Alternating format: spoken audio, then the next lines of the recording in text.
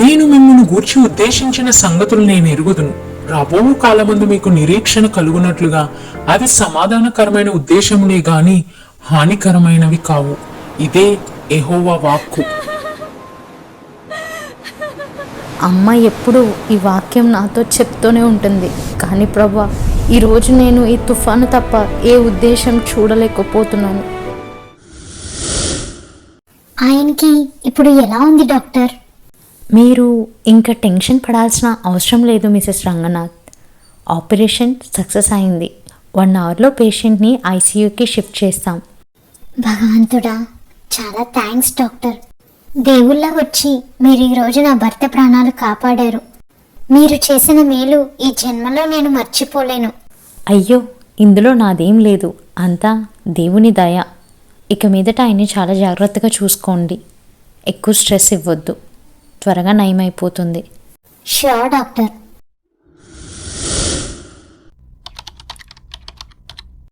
యెహోవా మన కాపరిగా ఉన్నప్పుడు మనకి ఏమీ కాదు. గాఢాంధకారపు లోయల్లో మనం సంచరించినా సరే అపాయం మన యొద్దకు రాదు. మనలో చాలామంది అపాయం రాకూడదని ప్రార్థన చేస్తాం. కానీ అపాయంలో కూడా ప్రభు సహాయం ఉంటే అది గాఢాంధకారమైన కటికి చీకటి అయినా ఆఖరికి మనల్ని ముంచివేసే పెను తుఫానులైనా ప్రభువు మనకు తోడుగా ఉంటే ఏ అపాయము మనల్ని నాశనం చేయలేదు. అదే నిజమైన దేవుని రక్షణ. సాతాను మన వరకు రావాలంటే ముందు మన ప్రభువును దాటుకొని రావాలి. ఇది మీ జీవితంలో మీరెప్పుడు మర్చిపోవద్దు. Excuse me. చెప్పండి, ఎవరు కావాలి మీకు? Sorry to interrupt you. నేను అర్జెంట్గా డాక్టర్ రేచల్ డానియల్ గారిని మీట్ అవ్వాలి. అది నేనే. ఓకే స్టూడెంట్స్, మీ అందరినీ నేను మళ్ళీ సండే కలుస్తాను. Okay, keep praying. చెప్పండి, నాతో ఏదో మాట్లాడాలి అన్నారు. Hi, I'm Vikrant. మీరు 3 days బ్యాక్ సర్జరీ చేసిన రంగనాథ్ మా ఫాదర్ ప్రాణాలు కాపాడినందుకు చాలా థ్యాంక్స్ డాక్టర్. అంత కాంప్లికేటెడ్ సర్జరీ మీరు సక్సెస్ చేశారు. మీకు మా ఫ్యామిలీ అంతా చాలా రుణపడి ఉంది. మిమ్మల్ని హాస్పిటల్లోనే పర్సనల్గా కలిసి థ్యాంక్స్ చెప్పాలని చాలా ట్రై చేశా, బట్ కుదరలేదు. ఈరోజు మా డాడీని డిశ్చార్జ్ చేసేస్తున్నారు. అలాగే ఈ నైట్కి నేను చెన్నై వెళ్ళిపోతున్నాను. సో మళ్ళీ మిమ్మల్ని కలిసే అవకాశం రాదని నర్స్ని మీ గురించి అడిగితే మీరు చర్చ్లో ఉంటారు అని అడ్రస్ చెప్పింది. సో డైరెక్ట్గా ఇక్కడికే వచ్చాను. అయ్యో, ఇందులో నాదేముందండి. దేవాది దేవుడు మీ డాడీ ప్రాణాలని కాపాడాలని అనుకున్నారు. అందుకోసం నన్ను ఒక పాత్రగా వాడుకున్నారు, అంతే. Praise the Lord Rachel. చాలా థ్యాంక్స్ రేచల్, నా పాప ప్రాణాల్ని కాపాడావు. నువ్వు చేసిన సాయం ఎప్పటికీ మర్చిపోలేను. అబ్బా అక్క, మనం చర్చ్లో ఉన్నాం. దేవునికి మాత్రమే చెప్పు నీ థ్యాంక్స్. నా వల్ల అయింది నేను చేశాను. ఇక పాప విషయానికి వస్తే she's a very special kid. అందుకే దేవుని కృప తనపై మెండుగా ఉంది. అలాగే మన సంఘ ప్రార్థనలు తనకి తోడుగా నిలిచాయి. నువ్వు చెప్పింది కూడా నిజమే అనుకో. యేసయ్యను నా కంటితో చూడకపోవచ్చు, కానీ నా పాప విషయంలో మాత్రం ఆయనను నీలోనే చూశాను రేచల్. నీకు మన ప్రభువే ఎల్లప్పుడూ తోడుగా ఉండి ఎంతో మంది ప్రాణాలు కాపాడే బలమైన పాత్రగా వాడుకోవాలి. అదే నీ విషయంలో నా ప్రార్థన, నా ఆశ. ఆమేన్. థ్యాంక్స్ ఫర్ యువర్ బ్లెస్సింగ్స్ అక్క. నన్ను ప్రతిరోజు నీ ప్రేయర్లో ప్రత్యేకంగా జ్ఞాపకం చేసుకో, అంతే చాలు నాకు. తప్పకుండా మా. సరే ఉంటాను, జాగ్రత్త. ఓకే, బాయ్ అక్క. హే, మీరు ఇంకా ఇక్కడే ఉన్నారా? అవునండి, ఆమె మీ గురించి చెప్తుంటే వింటూ కూర్చున్నాను. మీలాంటి నిస్వార్థంగా పనిచేసే డాక్టర్స్ ఇంకా ఉండబట్టే మీరు నమ్మిన దేవునికి, దేశానికి చాలా మంచి పేరు వస్తుంది. మీలాంటి డాటర్ ఉన్నందుకు మీ పేరెంట్స్ నిజంగా చాలా ప్రౌడ్గా ఫీల్ అవుతారు.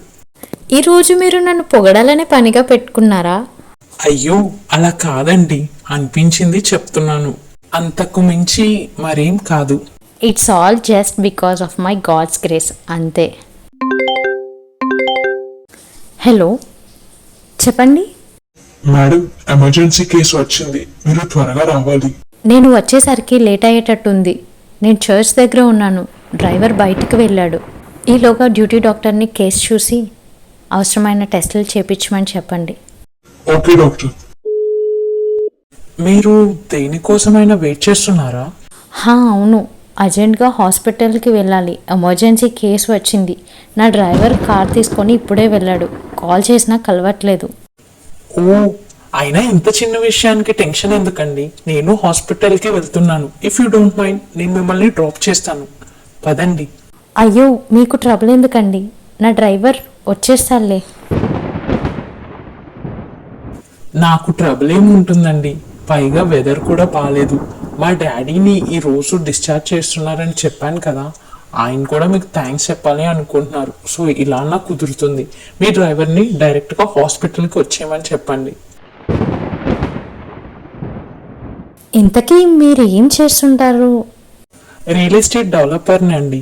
సొంతంగా కంపెనీ ఉంది. ఓ, నైస్ టు హియర్ అండి. ఇలా అడుగుతున్నా అని తప్పుగా అనుకోకండి. నెక్స్ట్ మంత్ మా కొత్త హౌస్ వార్మింగ్ ఉంది. యాక్చువల్లీ ఈ మంత్లోనే అనుకున్నాం, బట్ డాడ్ యాక్సిడెంట్ సర్జరీ వల్ల నెక్స్ట్ మంత్కి పోస్ట్పోన్ చేశాం.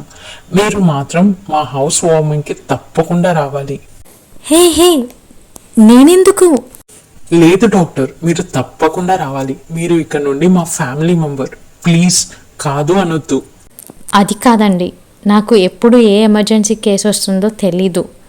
ఇప్పటికే మీరు చూస్తున్నారు కదా ఉండగా ఎన్ని కాల్స్ వస్తున్నాయో. సో నేనైతే మాట ఇవ్వలేను, but I surely try. Please doctor, మీరు అలా అనొద్దు. మీరు ఎలా అయితే మా డాడీ సర్జరీ ముందు ప్రేయర్ చేసి స్టార్ట్ చేశారో, అలాగే ఆ న్యూ హౌస్ని కూడా మీ ప్రేయర్తో ఓపెన్ చేయండి. అప్పుడు మేము చాలా సంతోషిస్తాం. అది కాదు. అబ్బా, మీరు ఇప్పటి నుండి ఆలోచించకండి. మీ ఫోన్ నంబర్ ఇవ్వండి. మీరు ఒక్క కాల్ చేస్తే చాలు, నేనే వచ్చి మిమ్మల్ని తీసుకెళ్తా. పోనీ కుదరకపోతే ఆ రోజు ఏదో ఒక ఫ్రీ టైంలో వచ్చి మాతో కాసేపు టైం స్పెండ్ చేసి వెళ్ళిపోండి. ఇంతకు మించి నేను మిమ్మల్ని ఇబ్బంది పెట్టను.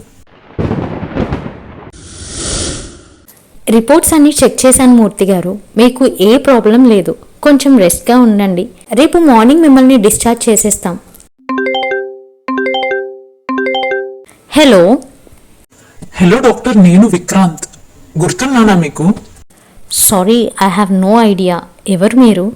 అదేనండి, last month accident patient surgery house వార్మింగ్కి మిమ్మల్ని ఇన్వైట్ చేశాను కదా. హే, యా, గుర్తొచ్చింది. చెప్పండి. రేపేనండి మా హౌస్ వార్మింగ్. మీరు తప్పకుండా రావాలి. మీరు ఆ రోజు నంబర్ ఇవ్వలేదు, సో నేనే కష్టపడి కనుక్కున్నా. ఓ, ఆ రోజు టెన్షన్లో మర్చిపోయాను. యాక్చువల్లీ మీ ఫాదర్ ఆల్రెడీ నన్ను హాస్పిటల్లో చెకప్కి కలిసినప్పుడు ఇన్వైట్ చేశారు. రమ్మని చాలా ఫోర్స్ చేశారు. ఓ, ఆయన ఇన్వైట్ చేయడం నాకు తెలియదులేండి. అయితే వస్తున్నారుగా? ఈవినింగ్ తప్పకుండా వస్తాను. Thanks. See you tomorrow. Okay, bye.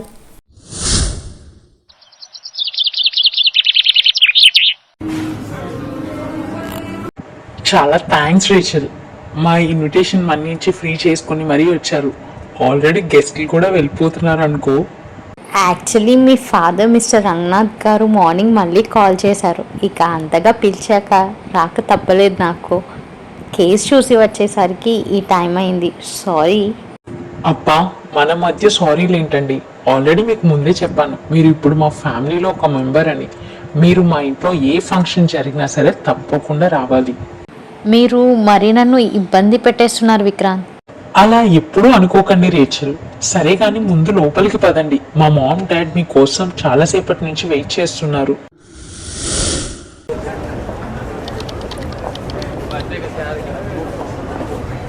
Hi Rachel, ఎలా ఉన్నారు? హే, హాయ్ విక్రాంత్. మీరేంటి ఇక్కడ? ఎందుకంత షాక్ అవుతున్నారు రేచల్? సరే కానీ నిజం చెప్పనా అబద్ధం చెప్పనా? చర్చ్ కాంపౌండ్లో ఉన్నారు, సో నిజమే చెప్పండి. సరే అయితే చెప్తా వినండి. ఈ మెడికల్ క్యాంప్ నేనే పెట్టించాను. What? Are you serious Vikrant? మీరు మెడికల్ క్యాంప్ పెట్టించడం ఏంటి? సారీ, నాకు అర్థం కాలేదు. హే రేచల్, ఇక్కడున్నావమ్మా నువ్వు? నీ కోసం నేను కాంపౌండ్ అంతా చూస్తున్నాను. నీకు ఇంట్రడ్యూస్ చేస్తా ఉన్నానుగా. Meet mister Vikrant, real estate developer, VK infra group MD. ఈయనే ఈ రోజు ఈ మెడికల్ క్యాంప్ కి స్పాన్సర్ చేశారు. ఈ రోజు నిజంగా మెడికల్ క్యాంప్ చాలా బాగా జరిగింది రేచల్. మీరు మీ టీం చాలా కష్టపడ్డారు, కానీ వెనుకుండి ఎటువంటి ఇబ్బంది లేకుండా చూసుకుంది మాత్రం విక్రాంత్ గారే. ఆయన టీం స్వయంగా ఇక్కడ వాలంటీర్ చేశారు. నిజంగా దేవుడు మీరు చేసిన మంచి పనికి తప్పక ప్రతిఫలం ఇస్తారు. సరే, మీరిద్దరు మాట్లాడుకుంటూ ఉండండి, నేను ఇప్పుడే వస్తాను. సరే అంకుల్. మీరు ఇలాంటి చారిటీ వర్క్స్ ఎప్పటి నుంచి స్టార్ట్ చేశారు మిస్టర్ విక్రాంత్ రంగనాథ్ గారు? నిజం చెప్పాలి అంటే మిమ్మల్ని చూసాకే. ఈ 2 months మిమ్మల్ని వెనుక నుండి చూశాను, మీ గురించి చాలా తెలుసుకున్నాను. హలో, ఎక్స్క్యూజ్ మీ, మీరు నా మీద ఎందుకంత స్పెషల్ ఇంట్రెస్ట్ చూపిస్తున్నారో కాస్త చెప్తారా? The answer is so simple, just because I'm in love with you Rachel. Hey please, no. అసలు నేను ఇది నమ్మలేకపోతున్నాను. See, I'm just a doctor. నేను కేవలం నా వృత్తి ధర్మం చేశాను. దానికే మీరు ప్లీజ్ ఇలా సిల్లీగా మాత్రం బిహేవ్ చేయొద్దు. Please don't say that Rachel. మా డాడీ అంటే నిజంగా నాకు చాలా ఇష్టం. ఆయనను మీరు బ్రతికించినప్పుడు మీపై కేవలం అభిమానమే ఉంది. బట్ మిస్ రేచల్ డానియల్ గా దగ్గర నుండి మిమ్మల్ని, మీ షైన్ ఎన్జిఓ, మీ సర్వీస్ని కళ్ళారా చూశాక ఆ అభిమానం కాస్త నాకు తెలియకుండా ప్రేమగా మారిపోయింది. ఇప్పటికీ నేను అంత సడన్గా మిమ్మల్ని ఎలా ప్రేమించడం స్టార్ట్ చేశానో కారణం నాకే తెలియట్లేదు. బట్ ఒకటి మాత్రం సిన్సియర్గా చెప్పగలను, I'm madly in love with you and also I really wanted to share my life with you. Please Vikrant, I need some space and time to. See Rachel, నేను ఇప్పుడే ఒప్పుకోమని మిమ్మల్ని ప్రెషర్ చేయట్లేదు. Please take your own time. మీరు నన్నుగా accept చేసిన రోజు just నాకు ఒక కాల్ చేయండి, వెంటనే వచ్చి మీ ఇంట్లో మాట్లాడతాను. ప్రభువా, నువ్వు నాకు ఇచ్చిన ఈ రక్షణ భాగ్యాన్ని బట్టి నీకే కృతజ్ఞతాస్తుతులు చెల్లించుకుంటున్నాను. ఈ రోజు ఈ క్యాంప్ ఇంత బాగా జరిగిందంటే మీ వల్లే సార్. ఇందులో నాదేం లేదు మా, అంతా దేవుని కృప. డాక్టర్, మొత్తం 500 మెంబర్స్ కి ఫ్రీ మెడికల్ కిట్స్ ఇచ్చాం. అలాగే 50 కేసెస్ ని స్పెషలిస్ట్ కి రిఫర్ చేశాం. ఓకే మా, డీటెయిల్స్ అన్ని షీట్స్లో అప్డేట్ చేయండి. అలాగే విక్రాంత్ గారికి కూడా ఆ షీట్స్ ఫార్వర్డ్ చేయండి. ఓకే డాక్టర్, క్యాంప్ క్లోజ్ చేసేసి స్టాఫ్ అంతా హాస్పిటల్కి వెళ్తున్నాం. సరే, మీరు వెళ్ళండి. 1 అవర్లో నేను హాస్పిటల్కి వచ్చి ఓపీకి అటెండ్ అవుతాను. మీలో సడన్గా ఏంటి ఇంత మార్పు విక్రాంత్? చర్చ్కి వస్తున్నారు, బాప్టిజం తీసుకున్నారని పాస్టర్ చెప్పారు. అలాగే చారిటీ వర్క్స్ కూడా ఈ మధ్య చాలా ఎక్కువ చేస్తున్నారు. అసలు ఏమైంది? All credit goes to you Rachel. నీతో స్నేహం పుణ్యమా అంటూ నిజమైన దేవుణ్ణి తెలుసుకొని ఆయన నా సొంత రక్షకునిగా అంగీకరించాను. నా ఆత్మను నరకం నుండి తప్పించుకున్నాను. ఇక చారిటీ వర్క్స్ అంటావా? నువ్వు ప్రజల కోసం చేసే దాంట్లో నేను చేసేది చాలా తక్కువ. ఓ అలాగా? అయితే నా వల్ల ఒక ఆత్మ నా దేవుని దగ్గరికి వచ్చిందనమాట. Thank God. పోనీలే, నా వల్ల నీకు సంతోషమేగా. హ్యాపీగా పరలోకంలో నీ కోసం ఒక కిరీటం రెడీగా ఉంటుంది. అబ్బో, తమరు వాక్యం కూడా బాగా నేర్చుకుంటున్నారే, ఇంట్రెస్టింగ్. అబ్బా, అంతేం కాదు, ఏదో అలా కొంచెం కొంచెం. సరే గాని, నీతో మాటల్లో పడి అసలు విషయం చెప్పడం మర్చిపోయాను. రేపు నేను వర్క్ పై అవుట్ ఆఫ్ స్టేషన్ వెళ్తున్నాను. మెడికల్ క్యాంప్ మొత్తం నువ్వే చూసుకోవాలి. సారీ, నీకు ఎక్కువ వర్క్ పెట్టేస్తున్నా. హే రేచల్, నేను చెప్పేది విన్నావా? నువ్వు టైర్డ్ అయితే చెప్పేసే పోని, నేను నా ఫ్రెండ్ ఎవరో ఒకరిని చూసుకోమని పంపిస్తాను. అంతేగాని నువ్వు నా వల్ల ఇబ్బంది పడుతూ మొహమాటంతో అయితే చేయొద్దు. పోనీ ఈ మంత్ క్యాంప్ నెక్స్ట్ మంత్ కి పోస్ట్పోన్ చేద్దాం, ఏమంటావు? అబ్బా, నేను ఇక్కడ మాట్లాడుతుంటే నువ్వు ఎక్కడో చూస్తున్నావేంటి? అసలు నేను ఏం చెప్పాను విన్నావా? ఏమంతగా ఆలోచిస్తున్నావు? అయినా ఈ మధ్య నీలో చాలా చేంజ్ కనిపిస్తుంది. మనిషి మాత్రం ఎక్కడున్నావు, బుర్ర మాత్రం ఎక్కడో ఉంది. నువ్వు చెప్పిందంతా విన్నాను కానీ నువ్వు సిటీకి రాగానే వచ్చి మా డాడీతో మాట్లాడు విక్రాంత్. ఓయ్, ఏం మాట్లాడుతున్నావు నువ్వు? అసలు బాగానే ఉన్నావా? హా బాబా, అంత షాక్ అవ్వకు, నేను బాగానే ఉన్నాను. నువ్వు సరిగ్గానే విన్నావు. ఇంకా లేట్ చేయకుండా వచ్చి డాడీతో మాట్లాడు. ఇప్పటికే నేను నా ఆన్సర్ చెప్పకుండా చాలా వెయిట్ చేయించాను.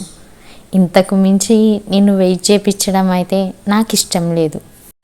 అమ్మయ్య, ఫైనలీ నా ప్రేయర్స్ కూడా మన ప్రభు విన్నారు. ఈ రోజు నేను చాలా హ్యాపీగా ఉన్నాను. ఇంత త్వరగా నువ్వు నన్ను యాక్సెప్ట్ చేస్తావని కల్లో కూడా నేను అనుకోలేదు. హలో, నాకు థ్యాంక్స్ చెప్పడానికి నీకు లైఫ్ టైం ఉంది, కానీ ముందు పో, లేట్ అవుతుంది. త్వరగా వచ్చేసాయి. ఈలోగా నేను డాడీతో ఒకసారి నీ గురించి మాట్లాడతాను. ష్యూర్, నువ్వు ఇంతగా చెప్పాక ఎలా త్వరగా రాకుండా ఉంటా?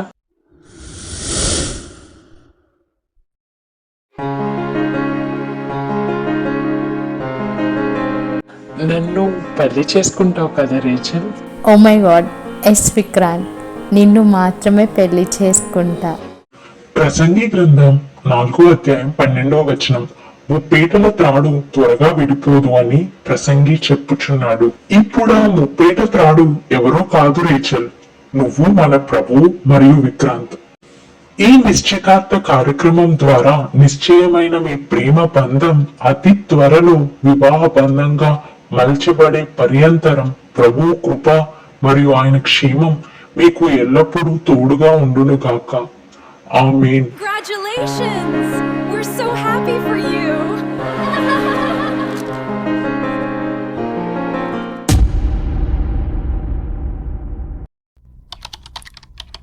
సి అశోక్, నేను చేయగలిగిందంతా నేను చేస్తున్నాను. సిఆర్జెడ్ క్లియరెన్స్ కోసం నా శాయి శక్తులా ప్రయత్నిస్తున్నాను. 1 month లో నా పెళ్లి ఉంది. అయినా సరే అవన్నీ పనులు పక్కన పెట్టి కేవలం కంపెనీ కోసమే కదా రాత్రి పగలు నేను వర్క్ చేస్తున్నాను. ప్లీజ్ నాకు కొంచెం టైం ఇవ్వు. విక్రాంత్, ఇప్పుడు నేను చెప్పేది నువ్వు విను. ఇప్పటికే నీ ఎంగేజ్మెంట్ వల్ల చాలా లేట్ అయింది. కంపెనీ అంటే కేవలం నువ్వు ఒక్కడివే కాదు, బోర్డ్ ఆఫ్ డైరెక్టర్స్ అందరి డెసిషన్ మీద కంపెనీ యొక్క ఫ్యూచర్ డిపెండ్ అయి ఉంది. ఇప్పుడు కంపెనీని గట్టెక్కించాలి అంటే నువ్వు శాలినితో పార్ట్నర్ అవ్వక తప్పదు. ఇప్పుడు నువ్వు కాదు అంటే మాత్రం మన ఇన్వెస్టర్స్ అందరూ వాళ్ళ ఫండింగ్స్ వెనక్కి తీసుకుంటారు. అంటే మన ప్రాజెక్ట్ ఇక్కడే అర్ధాంతరంగా ఆగిపోతుంది. అంటే ఏంటి ఇప్పుడు? నువ్వు నన్ను బెదిరిస్తున్నావా? అబ్బా విక్రాంత్, కాస్త ప్రాక్టికల్ గా ఆలోచించు. ఇప్పుడు నువ్వు ఆలోచించి ఉపయోగం లేదు. పైగా మన చేతిలో టైం కూడా లేదు. పరిస్థితి ఇప్పటికే చేయి దాటింది. ఇప్పుడు ఈ ప్రాజెక్ట్ మనం చేయి దాటకూడదు అంటే నువ్వు అర్జెంట్ గా శాలినితో మీటింగ్ అటెండ్ అవ్వాలి. అదొక్కటే ఇప్పుడు మనం ముందున్న మార్గం. తుఫాను హెచ్చరిక. పశ్చిమ బంగాళాఖాతంలో తీవ్రమైన వాయుగుండం అల్పపీడనంగా మారింది. ఇప్పటికీ ఈ తీవ్ర తుఫానుకు హుదూద్ గా నామకరణం చేశారు. ఇది సూపర్ సైక్లోన్ గా మారే అవకాశం ఉండటంతో ప్రజలందరూ అప్రమత్తంగా ఉండాలి అంటూ వాతావరణం శాఖ మరియు ఆంధ్రప్రదేశ్ ప్రభుత్వం హెచ్చరికలు జారీ చేసింది. కేవలం అత్యవసరమైన పనులు ఉంటే తప్ప ప్రజలు బయటకు రావద్దు అంటూ రాష్ట్ర ప్రభుత్వం ప్రజలకు విజ్ఞప్తి చేసింది. హే విక్రాంత్, నువ్వు మంచి ఛాన్స్ వదులుకుంటున్నావు. అసలు నాలాంటి అమ్మాయి నీకు ఎక్కడ దొరుకుతుంది? నువ్వు ఆ డాక్టర్ని పెళ్లి చేసుకోవడం వల్ల నీ ఫైనాన్సెస్ అన్నీ చారిటీ వర్క్స్కి, ఎన్జిఓలకి, మెడికల్ క్యాంపులకి ఖర్చు పెట్టి కరిగించడం తప్ప ఇంకేం ఉపయోగం లేదు. అది నువ్వు నన్ను పెళ్లి చేసుకుంటే పొలిటికల్గా, ఫైనాన్షియల్గా నీకు చాలా అడ్వాంటేజ్ ఉంటుంది. అంతేకాదు, నేనే మా డాడ్తో మాట్లాడి నీకు తలనొప్పిగా మారిన ఆ పోర్ట్ కన్స్ట్రక్షన్ యొక్క సిఆర్జెడ్ పర్మిషన్స్ అన్నీ క్లియర్ చేస్తా. అంతేకాదు, ఈ వైజాగ్లోనే నీ కంపెనీకి తిరుగులేని ప్రాజెక్ట్స్ నేను ఇప్పిస్తా. నన్ను కాదు అనుకుంటే కేవలం నీ కర్మ. గాడ్, నేనేం చేయాలి? నీకు ఎక్కువ టైం లేదు విక్రాంత్.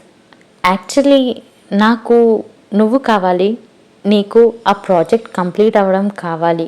సో నేను నా దాకా రప్పించుకోవడం కోసమే నీ కంపెనీకి ఇంత పెద్ద ఆఫర్ ఇచ్చాను. ఒక మినిస్టర్ కూతురునైన నన్ను పెళ్లి చేసుకుంటే నీకు నాతో పాటు అన్నీ ఉంటాయి.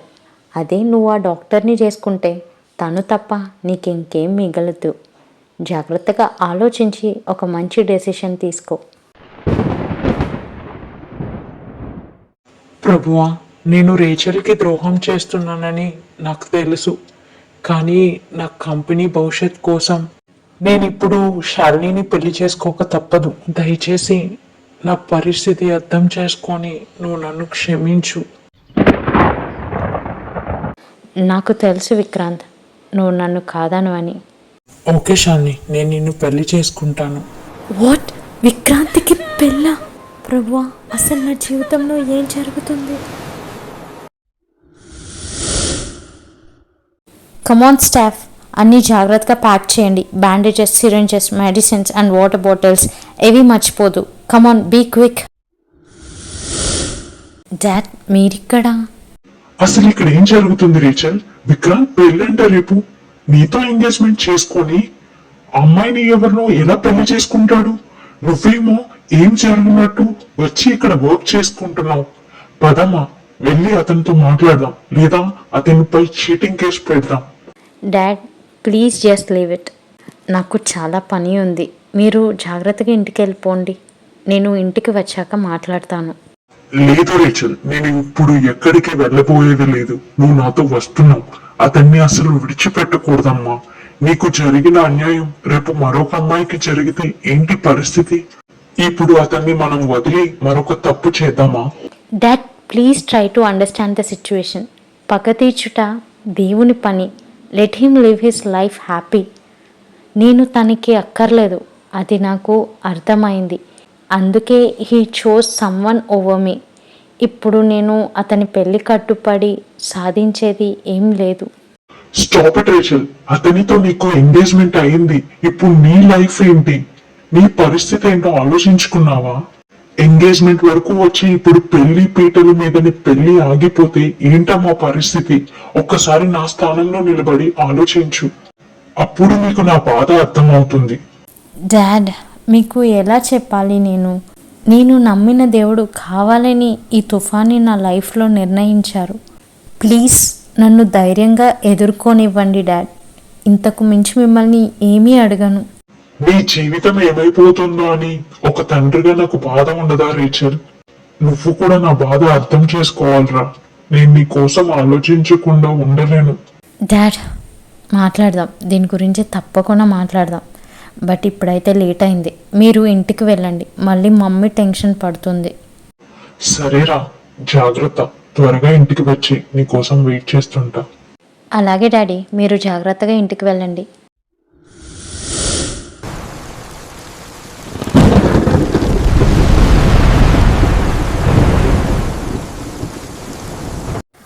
అబ్బా, ఏంటి సడన్గా వెదర్ ఇంతగా చేంజ్ అయిపోయింది? ఒక్కసారి న్యూస్ చూద్దాం.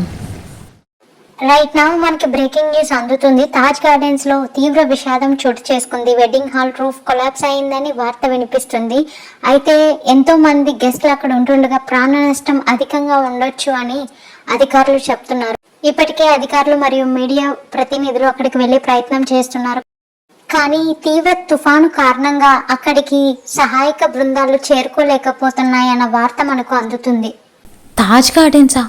ఓ మై గాడ్, విక్రాంత్ పెళ్ళి అక్కడ జరుగుతుంది కదా? దేవుడా!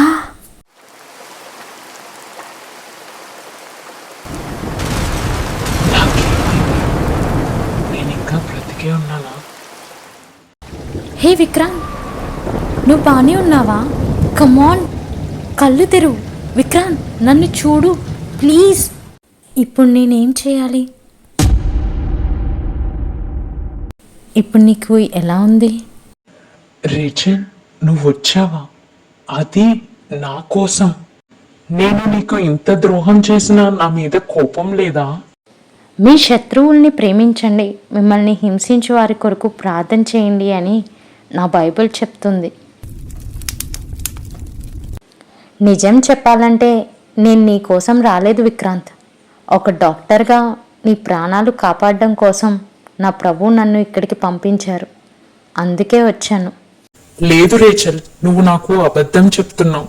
నేనంటే ఇప్పటికీ నీకు ఇష్టమే. లేదు, నువ్వు పొరపడుతున్నావు. ముందు చూసుకో విక్రాంత్.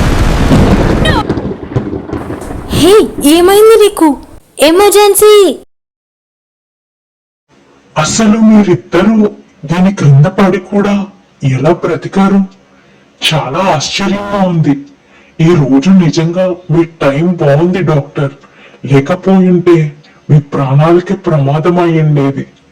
ఈరోజు నేను ఇంకా ప్రాణాలతో బ్రతికి ఉన్నానంటే అది కేవలం నా దేవుని కృప. ఆ భీమ్ మనపై పడటం నా కళ్ళారా చూశాను, అయినా మనం ఎలా బ్రతికాం? ఎక్కువ ఆలోచించకు విక్రాంత్, ముందు నువ్వు రెస్ట్ తీసుకో. అది కాదు రేచల్, నా కళ్ళ ముందే శాలిని నా చెయ్యి విడిచిపెట్టి వెళ్ళిపోతే నువ్వు మాత్రం నన్ను వెతుక్కుంటూ వచ్చావు. ఈ తుఫాన్ నేను నిర్మించుకున్న సామ్రాజ్యాన్ని క్షణాల్లో కూల్చేసిన నా నిజమైన ప్రేమని మాత్రం తెచ్చి నా ముందర నిలబెట్టింది. నేను నిన్ను కాదని శాలినిని చూస్ చేసుకోకుండా ఉండాల్సింది. తను నీతో ఎప్పటికీ మ్యాచ్ కాదు.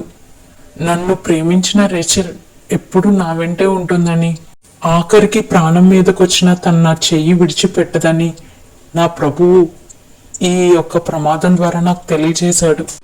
విక్రాంత్, నీకు ఇప్పుడు తెలియాల్సిన నిజం ఏంటంటే ఆయన నిన్ను గూర్చి తన దూతలకు ఆజ్ఞాపించును. అంతేకాదు, దేవుడు పంపిన సహాయం నీకోసం కాదు, అది వచ్చింది కేవలం నా కోసం. ఎందుకంటే నేను ఆయన నన్ను పిలిచిన పిలుపు కొరకు బ్రతకాలి, దానిని సంపూర్ణంగా నెరవేర్చాలి. దేవుడు మేలు కొరకు సమస్తము సమకూర్చి జరిగిస్తారు. ఆఖరికి అవి ఎలాంటి తుఫాన్లైనా, నాకు నువ్వు చేసిన ద్రోహమైనా సరే. అంటే నువ్వు నన్ను క్షమించలేవా? అసలు నీపై నాకు ఏ కోపం లేదు విక్రాంత్. ఇప్పుడు నాకు ఒక పిలుపు ఉంది, దానికోసం నేను వెళ్ళాలి.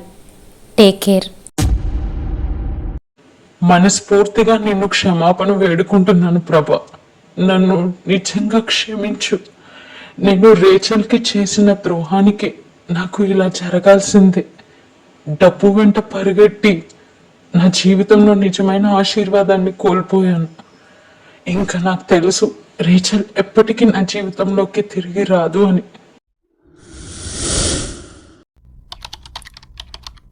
మన జీవితంలో అనుకోకుండా ఎన్నో తుఫాన్లు ఎదురవుతాయి.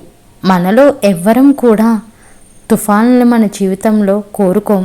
కానీ అవి మన జీవితంలో ఎదురైనప్పుడు ఎందుకు వస్తున్నాయి అని దేవుని ప్రశ్నించే కన్నా ఎక్కడ రాబోతున్నాయి ప్రభువా అని మాత్రం అడుగుదాం. ఎందుకంటే ఆయన ఆల్రెడీ అక్కడున్నారు.